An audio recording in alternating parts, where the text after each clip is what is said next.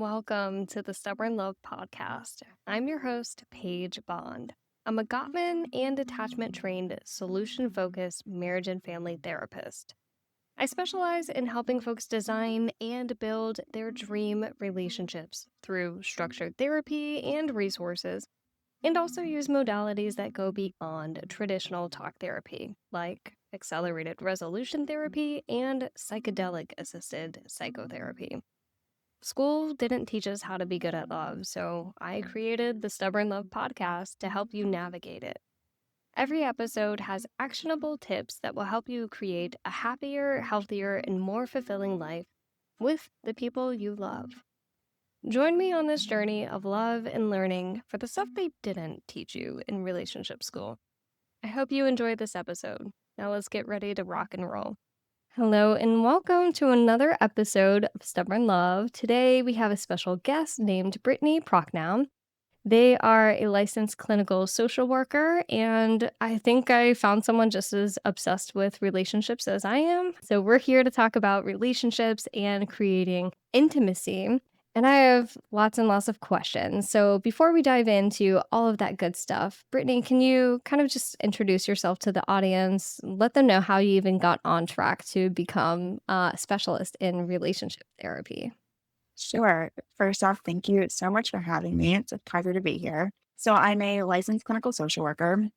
I started off in doing in-home family therapy and then worked my way into addiction work, doing intensive outpatient groups, which essentially means 3 hours a group, 3 times a week, and then doing individuals and couples or family groups, and then worked my way into doing private practice. So, throughout those experiences, the theme of relationships has really been the strongest one that I've been drawn to and learning more about and want to specialize in. And I know that you're really passionate about intimacy. And I was looking on your website, and this is just my ADD brain. I see that part of it says intimacy and it says into me, you see. It took me a few repetitive internal dialogues of saying that. I'm like, oh my God, that's such a beautiful message. So, can you talk a little bit more about intimacy and how that's connected? Like, into me, you see. Sure, sure. Yeah. I think I ripped that off from another podcast, but yes, it is. I think that people talk a lot about being and feeling seen. And oftentimes I think that we deeply crave it, but also deeply fear it because when we think of what might people see, who will they see if they deeply see into me? Will they see the parts of me that I even find almost intolerable to myself? And if they see that, will that be the thing that pushes them away? And on the flip side, also deeply wanting the empathy and understanding to feel seen in all of who we are. So I think that there is this sort of juxtaposition of deeply wanting it and craving it for ourselves and for other people to see into those parts of us, while also deeply fearing it too. Yeah, I mean, I feel like this is so common as part of the cycle for partners to get in. Like, they really want that connection, but oh my gosh, what if they find me out and they see all of the mess within me, all of the mistakes? So, can you talk a little bit about how do those fears even get started? Like, does it start later in life? What happens? I think it starts from a very early age. Think about attachment. Think that when we're younger, at some point we learn that there are conditions. There are grades, there are ways of being, there are acceptable behaviors and not acceptable behaviors. But as children, we don't really know how to differentiate a behavior versus who we are.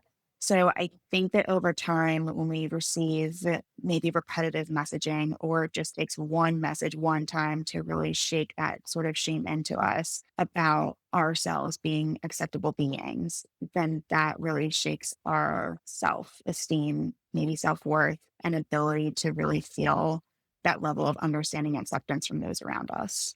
I think what's coming up for me when you say that, and I wrote it down, like we don't know how to differentiate a behavior versus who we are. I automatically go to the realm of shame because I feel like that just takes over. It is so all encompassing. So I'm wondering if you see that as a big factor, like connected to that. Like, okay, I guess this is me. I'm a bad partner. Yeah, I think shame, like love Brene Brown's work around shame and vulnerability, of course. And I think that it's become a term that we use a lot is like, can we really sit in really what it is? Because we can intellectualize what it is, but to really feel it and experience it as like, these are the parts of us that we might exile, that we find the shadow sides of us, the parts of us that we really struggle to be in. And that's like the feeling of shame as we experience it. And then may want to hide it away from other people. Yeah. I mean, when you think about it, like who does want to sit with that? That's icky. Yeah, it's not comfortable to Mhm. say the least. Mhm. So, my question is with a lot of the couples work you do, is that part of the process? You have them sit in that place. Yeah, we go to the uncomfortable emotions, the uncomfortable parts, and have them sit and experience that place. I'll say, kind of in how I work with couples, this may take quite a few sessions before we get there because the idea is that one partner can see, go into that place while the other partner is able to see, like, lean into understanding and empathy while their person is in that place as well. I'm so curious about the process because it sounds like it takes a while before getting there. And almost like a precursor to that is needing an understanding of what empathy is. So, how do you help educate partners to know what that is and to start implementing that? I say that empathy is being able to put your own shit aside. So it's really being able to almost take all of the rebuttals, all the emotions, all of the defenses, and putting it to the side to be able to sit with, witness, and experience another person as they are and as they're showing up in the moment. That's what I think that active empathy really is. And working with couples, it takes a while because they're coming in and they might not be happy with each other. There might be a lack of sexual connection. There might be a lack of emotional intimacy. And there's all these experiences and stories that they have about the other person and about themselves. And so they're coming in with a lot. And they're also coming with their own history of what life has been like even before their relationship has began. So it takes a while to get into like the individual parts of having them notice and witness their own emotions to then be able to notice and witness their partners. Yeah. I start to think of all of the people that I try to help and how hard that empathy piece is with putting your shit aside. Because even though they may want to go in and listen and be there, I've seen a lot of the clients I work with, they struggle to actually go there because their fear of the feelings are just going to be too big and they may not be able to handle them themselves. So, what would you say to those partners who maybe struggle with understanding, not even understanding, but like sitting in the discomfort of those big feelings that don't feel good to hear from your partner? Yeah. I kind of just was reading and did some writing today about our intolerance to boredom and other hard emotions, and how often someone may find a big emotion so intolerable, and then the other will delegate it maybe to the other person, and then the other person becomes responsible for it. Many of us may have experienced, let's say, a parent in our childhood who was very angry or rageful or very anxious, and then the whole family dynamic would shift around the emotions of that person. So it's in part being able to, let's say, have the emotionally dysregulated person be able to create a sense of internal boundaries in themselves so that they can actually start to tolerate their own emotional experiences, even as hard as they are. And then those around them to create more of the external boundaries of what do you need when, say, the other person is experiencing this sort of emotional response. Yeah, that doesn't sound like easy work. No, no.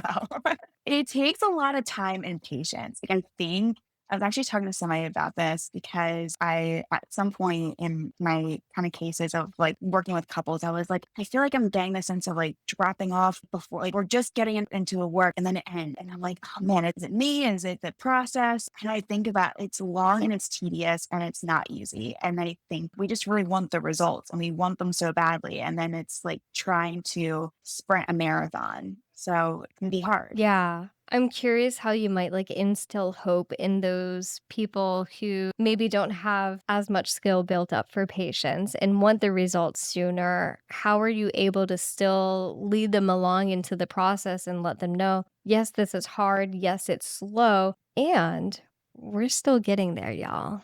Think that it's really highlighting the progress, that incremental progress that happens along the way, because it's, hey, this work is hard and you're still here. They use like exercise as an analogy all the time. It's like, yes, these sets are hard and you're still doing the reps. You can do the hard things and you're doing it for each other and you're showing each other that you matter. I like that. I think it's really important to focus on those highlighting progress points. And I think too often, like us therapists, just like talk about the problems and we don't like highlight those improvements. So I love that you incorporate that.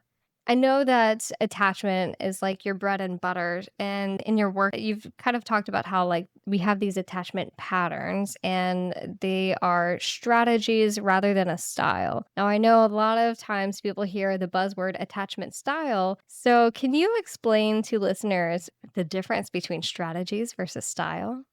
This might be a bit of a personal agenda too, but like I think that we really enjoy things like quizzes or things like diagnostical tools to say who we are. So, of course, the attachment styles that are well known are the anxious, avoidant, secure, and disorganized, as we noted in the class before. These aren't necessarily defining of who we are in our relationships, that they can change. These have been strategies that we've adapted to. We learned them. We didn't come onto the planet already having them in us. So it's really, I think, important to stress how it's a strategy that we can evolve and adapt and change than a style that we'll continuously default to without awareness or knowing or unable to change it. I think that's a huge game changer, and I recall that in my training with EFT as well, that they call them as strategies rather than style, so that it's not like this hard into place where people just feel like they're stuck in that box, and I feel like even that just gives people a lot more hope, understanding like, "Oh, this is what I'm doing in response to." So, can you talk a little bit more about kind of maybe the behaviors that come up with those different strategies that you see in your work that common couples usually use in conflict or disconnection? I think that some people will, so in EFT, we talked about the pursuer and withdrawer dynamic, that some people who will want the connection by, say, talking about it more, wanting to rehash arguments, really looking to their partner to try them pull them in by maybe feeling very anxious, and they might often like criticize or like have an argument because they're just looking for any sort of attention from their partner. And I think attention is often the most overlooked form of love. And then the other person who withdraws may feel super overwhelmed and want to disconnect, take space. They might call themselves the really independent ones. They'll call themselves like, I'm the one who just needs my time and my space. And so they'll use that and try and pull away. But often what they're trying to do is regulate their nervous system because they are feeling a sense of overwhelm. These strategies show up a lot in couples work. And then I will also see what I like to call like the emotional dysregulated partner and then the emotionally responsible partner. So the one who's emotionally dysregulated will often delegate their emotions out to their partner. And then the emotionally responsible one was like, oh my gosh, you're having anger, sadness, anxiety, and I need to do something about it. So that becomes another kind of dynamic in place. Ooh, can we dive into that a little bit more? Because I feel like Yeah. that's way too often overlooked. And I try to incorporate that from actually more the pact model, where it's like Mm. talking about co-regulation and that's what it sounds like it's doing. So can you talk a little bit more about the responsibility for the emotional responsive one while their partner's dysregulated? What are they to do? Honestly, it's tolerance of hard emotions for both parties. For the emotionally responsible one, the recognition of their limitations and control to the response of their partner. It's like you can't control how they're feeling. You can do 10,000 things and they still might feel this way. And the idea that you have control over it is really you also trying to feel at ease in yourself. But it's like taking on, like I had a friend use this analogy of like it's like you're walking through the airport and have those luggage carts and the person next to you has really heavy luggage and you keep trying to take it off of them to try and make their load feel lighter. but really all you're doing is creating more weight for yourself, and the other person's not feeling the lightness. They're still feeling what they're feeling. Oh, that's such a good, like, visual image. Like, I see this pattern so often in the people I work with. Okay. And so you kind of educated people, sounds like, that, hey, that doesn't work for you. So let's try something else. So, how do you guide them after that? Sure. So for each partner, so the one who's emotionally dysregulated and will, or the emotional delegator. So the emotional delegator oftentimes lacks internal boundaries, and they might have grown up with this idea that their emotions are too big to handle. So then they need to delegate it out to other people, or they'll turn to substances or work or gaming or sex or porn or whatever it might be to try and always feel better from the outside. So it's really working with this person to create more of an internal boundary of that, like your emotions can't, like you can contain them in a way that feels safe to you. You can tolerate it, you can ride the emotional waves. It's using a lot of like mindfulness strategies to try and have someone like sit in the discomfort and say, you can do this. And then the other partner who will be the emotionally responsible partner, it's setting external boundaries. So they don't keep trying to take on the other person's stuff and then going, okay, what do you need to feel regulated in yourself? What is yours versus what is the other person's? I love that there's this process of internal boundaries, external boundaries to create one safety between, both of them and internally. Why don't we talk about that more? I feel like this is not common knowledge. Yeah. So I read the book Intimacy Factor by Pia Mellody, and I like the way that she explains things very simply and is like, okay, this is what we need. We need internal boundaries and external boundaries. Like, it's very like almost like prescriptive and to the point. And when I read that, I was like, oh, yeah, because we often talk about setting boundaries with people, but I think that we kind of look at it as like it's a panacea.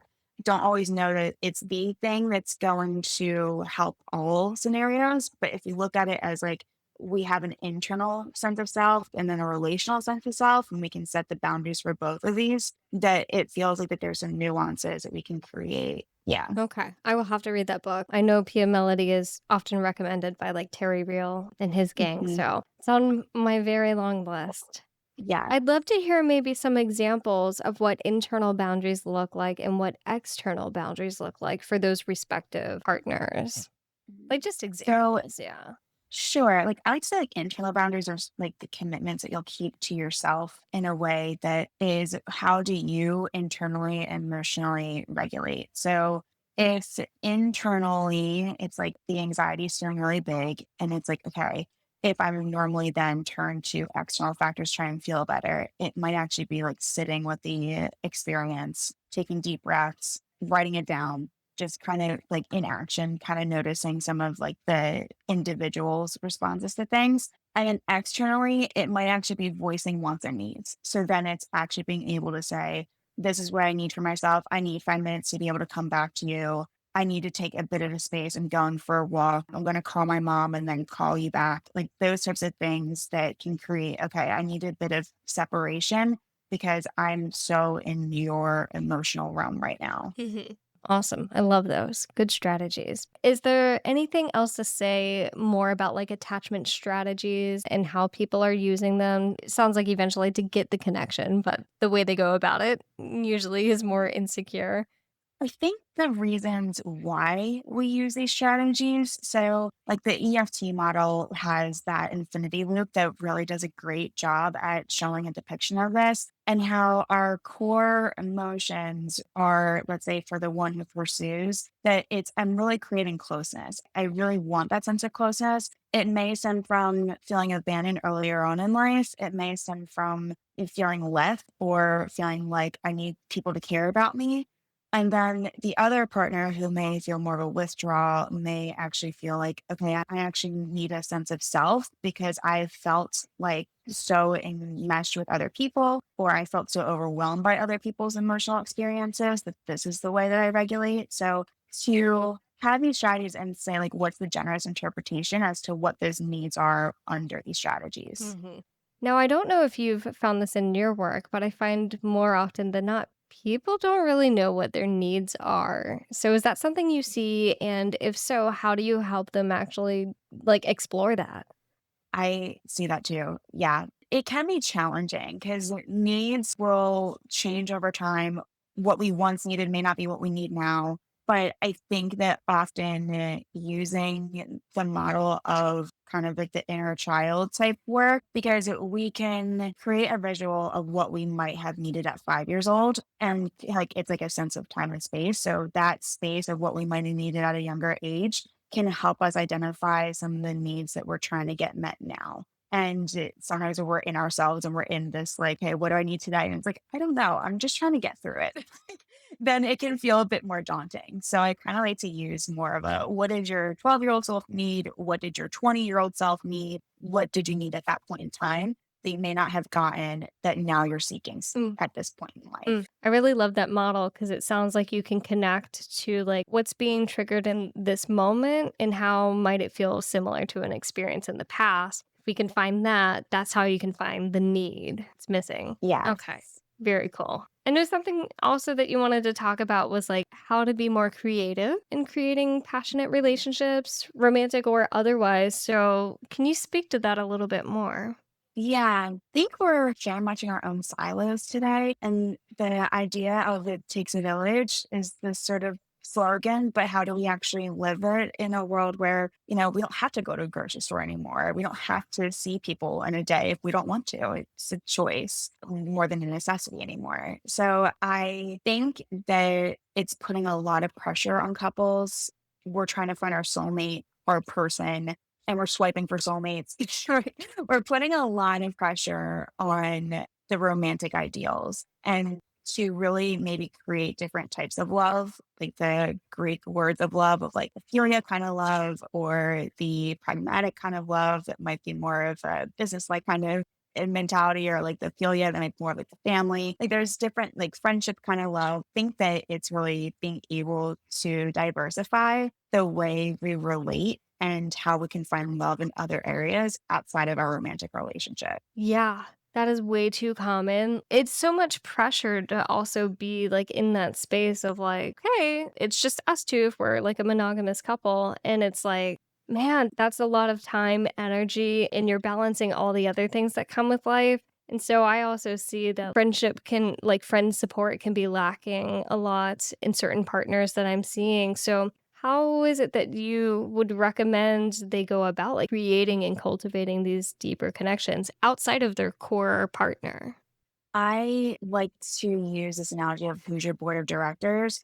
Who do you go to when you need business advice? Who do you go to when you're having this hard time with your mom and you want someone to talk about it that might not be your partner? Who do you go to when you want some empathy around a hard conversation you had with a friend? Like, I think that kind of having our board of directors and who we might go to for different wants and needs in our lives can be a helpful kind of analogy to have more fulfilling relationships. I think that's so cool. I love the board of directors analogy. And I think you're so on point there. Like, I know I don't always have the same person for like all of the plethora of things that I'm working on or stressed out about or needing support with. Like, there's different people who may do like, quote, better jobs at giving like certain kinds of Mhm. support. So I like that mindset a lot. Yeah. Even as therapists, like if we could imagine just like one person coming to us for everything and how exhausting that could be. And it's like, okay, we need other people like to help us out with this. Or,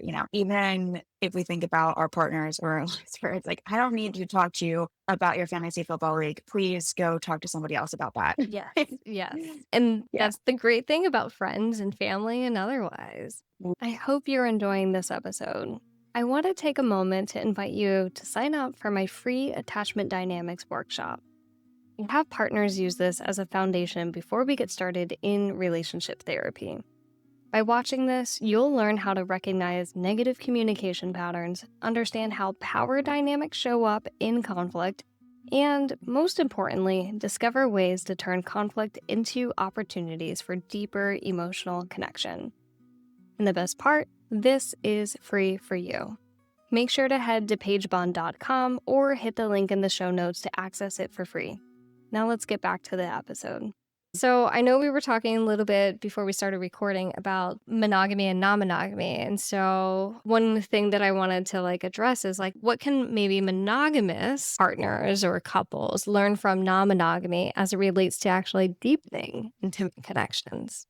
This is a question that I've been playing around with and I have sort of half-baked ideas around. But I think that the idea of we don't own our partners, that we can have other types of relational, romantic kinds of love, that if someone wants to be able to explore that, it's like we can rely on others. We can say that my sexual needs may not be being met here. And can we create a structure where we both have our needs met? And there's a lot more creativity and communication that goes into these kinds of dynamics. But I think that couples in general could use more creativity and a bit more relational dynamics outside of their personal relationship with each other. So I think that there are ways where non-monogamous relationship can influence how couples work and see themselves in their own relational dynamic. I wholeheartedly agree. That excites me.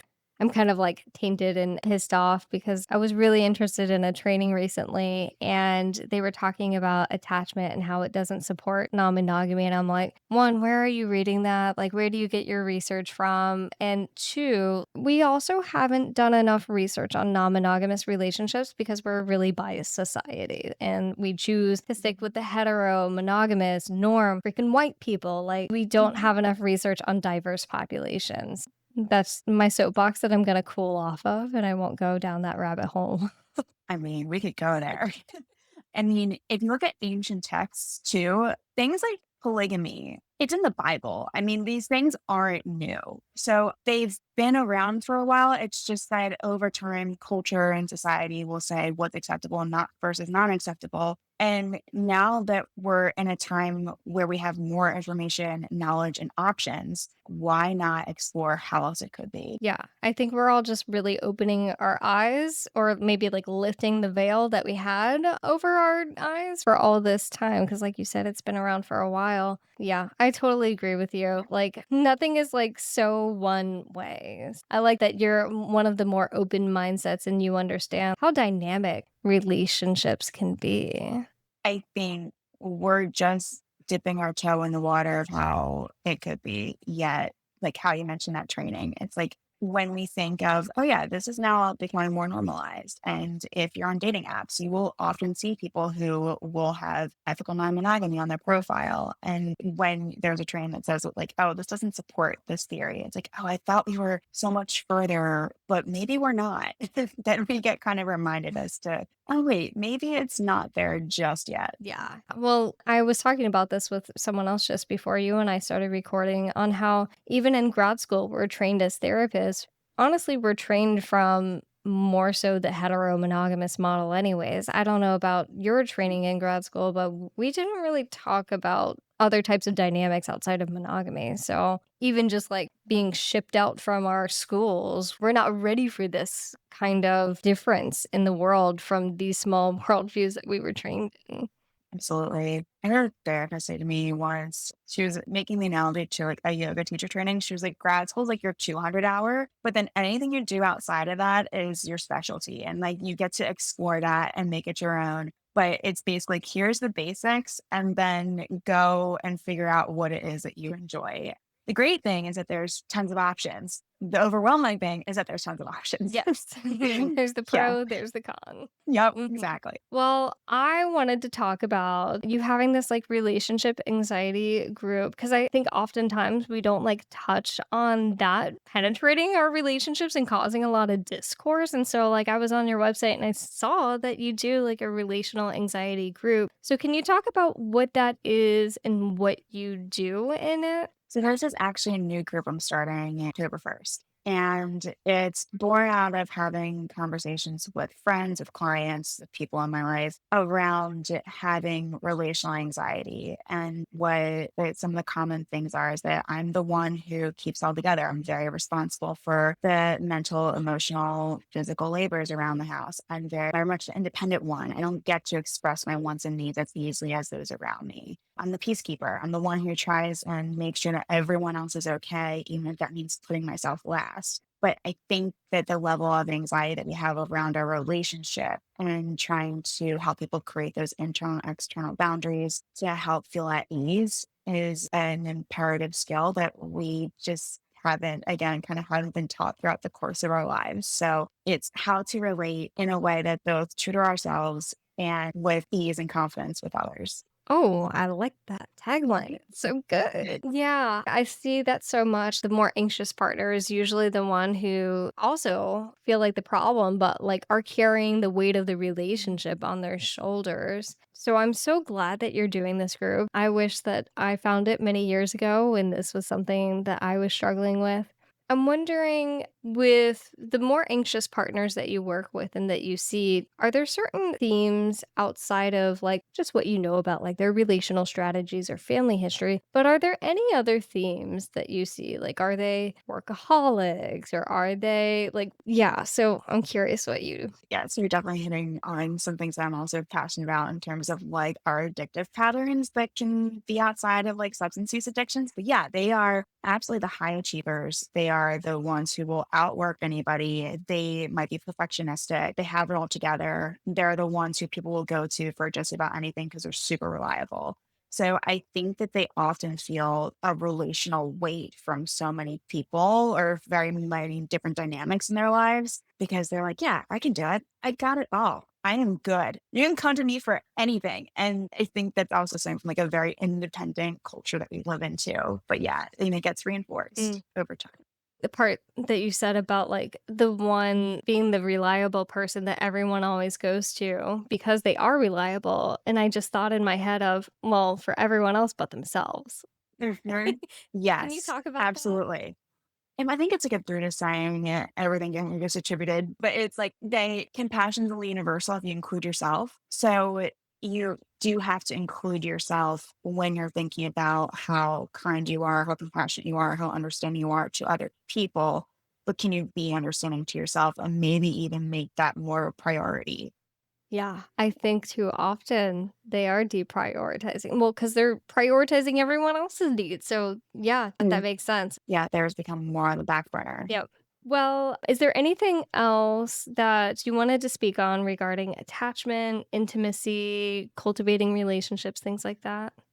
Gosh, I think we covered a lot of ground We today. So did. I think, yeah, I think we're good or I'm good. Any more that you want to cover anything? I asked what I wanted to about your relational anxiety group. I wish more like this was available in more places. I don't really see that happening very often.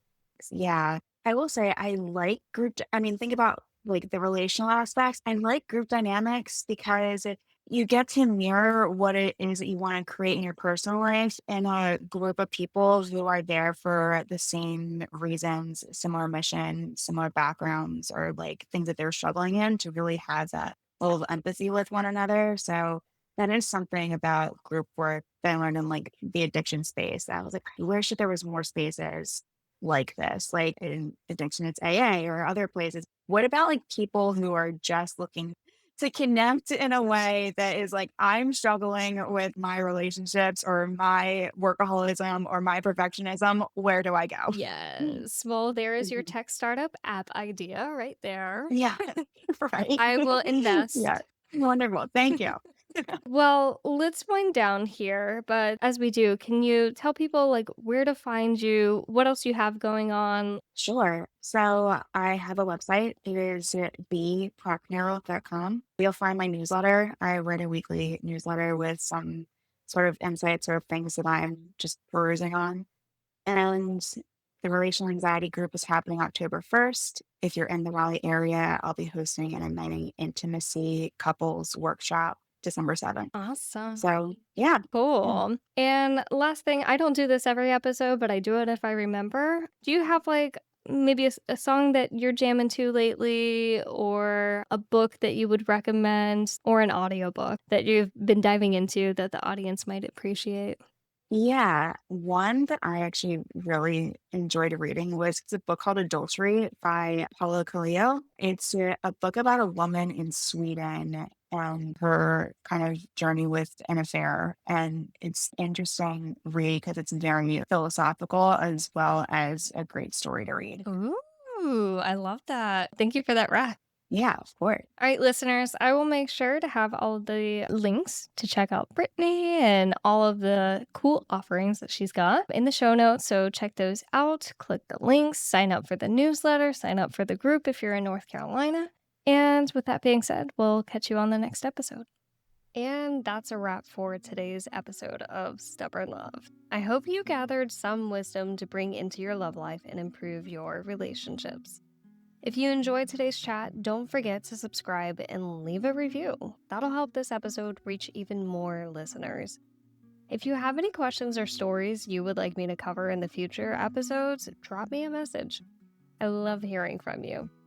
If you need extra support in your relationships, check out how we might be able to work together by hopping on my website at pagebond.com.